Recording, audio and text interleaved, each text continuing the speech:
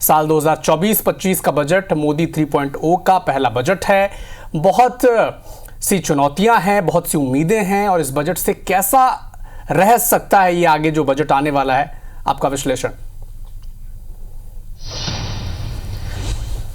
अविनाश, ये बहुत ही महत्वपूर्ण बजट होने वाला है, क्योंकि मोदी 42 का सपना दिखा के इस देश को तीसरी बड़ी इकोनॉमी बनाने का सपना दिखा के सत्ता में आए हैं, और उनके सामने बहुत सारे चैलेंजेस हैं।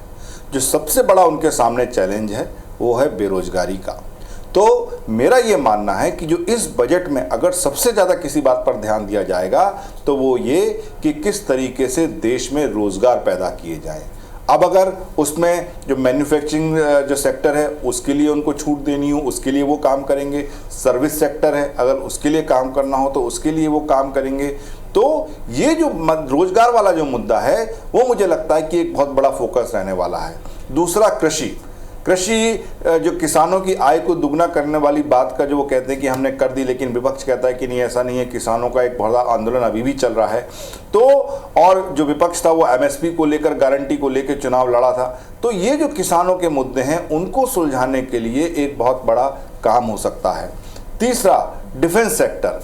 मुझे लगता है कि भारत ने पिछले 10 सालों में डिफेंस के क्षेत्र में बहुत अच्छा काम किया है।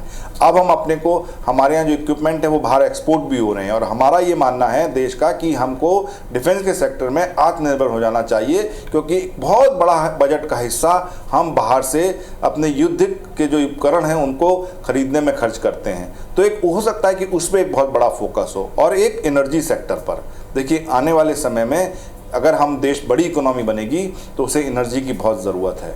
तो वो सोलर हो या दूसरी कौन सी रिन्यूएबल एनर्जी हो, किस तरीके से हो, उसके ऊपर उनका बहुत बड़ा हो सकता है। और एक मिडिल क्लास की या उस जनता की जो टैक्स देती है उसकी नज़र जरूर कल बजट पर होगी अविनाश, क्योंकि ऐसा माना जा रहा है कि जो टैक्स के स्लैब है उनको अब बदलने का समय आ गया है।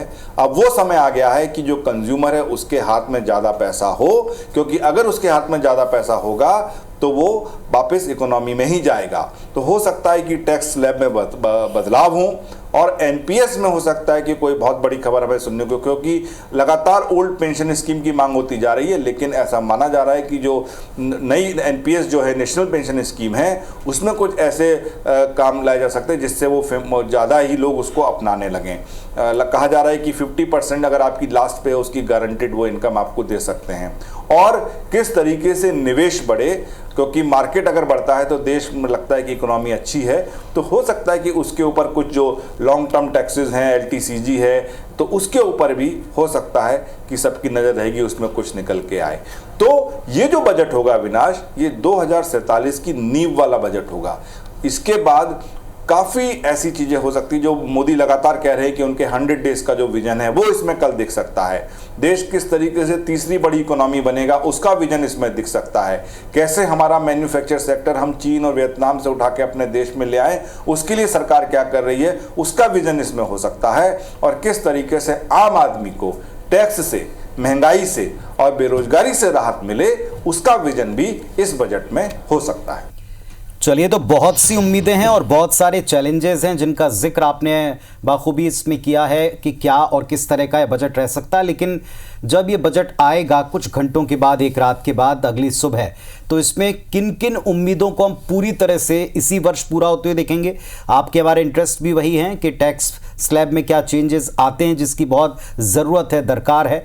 देखा जाएगा कुछ घंटों बाद कितनी उम्मीदें इससे पूरी होती। फिलहाल बहुत धन्यवाद आपका इस पूरे विश्लेषण के लिए, बिग पिक्चर के लिए।